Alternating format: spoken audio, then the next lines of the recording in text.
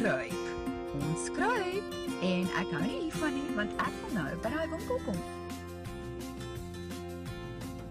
Is relatief baie parkering nog hierdie kant van die inkopiesentrum. Weet jy wat is omdat ons vroeg is, hè? Kom ons hoop dis hoe dit binne ook gaan. Jy moet in 'n lang ry staan voordat jy nog eers van die winkel in kan kom. Ek doen nou al hierdie swart rydag ding vir 30 minute en ek is moeg. Ek is klaar. But it's not like in America, in other countries, no. Yeah. Because you see they're selected items. That's the thing, it's only selected items. Yeah. Mense het queues gestaan buite. Hulle beklei om by die deure in te kom, but it's so far so good.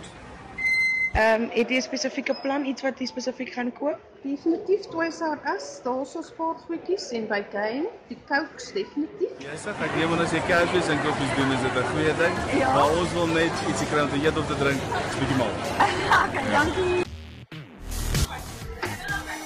Baie belangrik gestop.